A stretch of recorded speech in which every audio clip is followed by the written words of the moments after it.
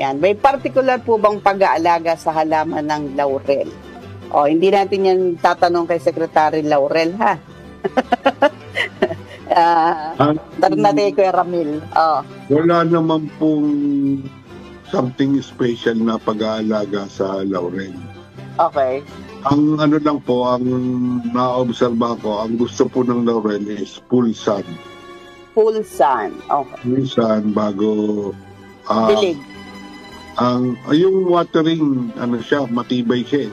Pero mas maganda kahit every other day. Kung summer.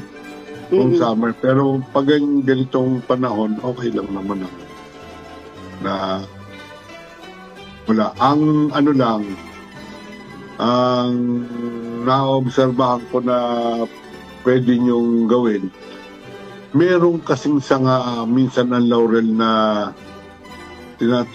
nag-ano yan, parang nagwa-water sprout, yung sasanga siya ng mahabang mahaba. Ang ginagawa ko, pag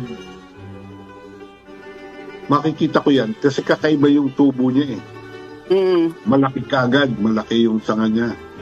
Ang ginagawa ko, pag umabot na siya ng mga 12 to 18 inches, pinuputol ko na. Okay. Kasi ang tendency kasi niyan, hahaba yan hanggang ilang feet yan. Siguro mga abot yan mga 4 to 5 feet bago sumanga. Kaya ang ginagawa ko, pag maganda ang area na tinubuan niya at walang masyadong sagabal na pag sumanga siya, kasi kaya pinuputol ko para sumanga siya ng marami. Siyempre, pag maraming sanga, mas maraming dahon. Kaya pinuputol ko na kagad ng mga 12 inches pa lang. But yung... Hanggang 12, yung ititira mo, 12 inches. 12 inches, okay. Puputulin mo sagad, hindi. Magtitira ka pa ng 12 inches. Magtitira ako ng 12 inches. Minsan 18 inches. Ang laki, ang haba naman. Okay. Kasi alam ko, laurel, dried na. Lalagay ko na lang sa adobo. Pero eto, the same laurel yung pinag-uusapan natin na pang-adobo, Kuya Ramil? Okay. Bakit yung iba, ginagawa siyang, ornamental plant? Di ba? Kasi sa amin, doon sa France, Sa France daw. Hindi, sa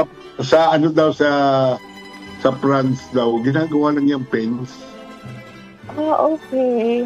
Bakod lang? Kasi Hedge. Hindi, alam mo, marami kasing nagsasabi. Kaya yung iba, di ba, pag makikita mo naman sa mga Facebook, pampaswerte daw ang laurel. Oo.